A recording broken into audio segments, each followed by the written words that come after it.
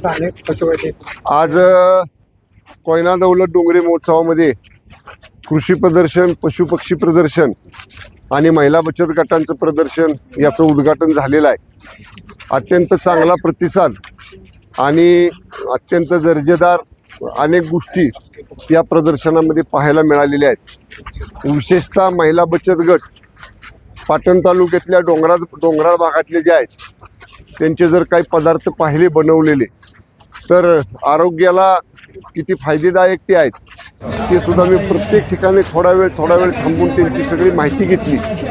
आता याला खरा ह्यांचा ब्रँडिंग, मार्केटिंग हे आपण सातारा जिल्हा नियोजन समितीच्या वतीनं मी पालकमंत्री झाल्यानंतर मागच्या टर्मला पहिल्यांदा आपण पाचगणीला याचं एक मार्केटिंग करण्याचा मोठा मॉल या ठिकाणी आपण बांधकाम सुरू आहे। लवकरच ते बांधकाम पूर्ण होईल। त्याचं उद्घाटन झाल्यानंतर असे सगळे जे पदार्थ आहेत जिल्ह्यातल्या डोंगरी भागातल्या महिलांनी तयार केलेले त्याचं तिथं मार्केटिंग होईल, त्याला चांगला मार्केट, त्याने चांगली बाजारपेठ त्या ठिकाणी मिळेल। कृषी प्रदर्शनामध्ये आमच्या कृषी विभागानं जी काही प्रात्यक्षिकं केली आहेत पिकाचं उत्पन्न वाढवण्यासाठी त्याच्यासुद्धा बऱ्याचशा गोष्टी शेतकऱ्यांना माहिती आहेत। यांत्रिकी शेतीमार्फत ज्यांना आपण अनुदान देतो सरकारच्या वतीनं ते अवजारं डिस्प्ले या ठिकाणी केलेली आहेत।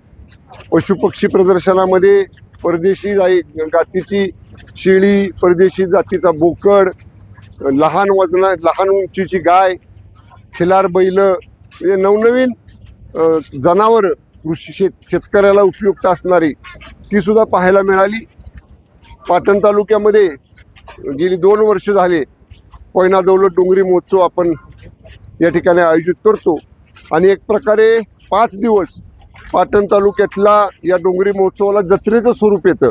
या ठिकाणी खाद्य जत्रा आहे शेजारीच, त्यामुळं अत्यंत चांगला प्रतिसाद या तालुक्यातल्या विशेषतः ग्रामीण डोंगरी भागातल्या लोकांना याचा चांगला या ठिकाणी कोयना दौलत डोंगरी महोत्सवाचा या ठिकाणी फायदा होतो।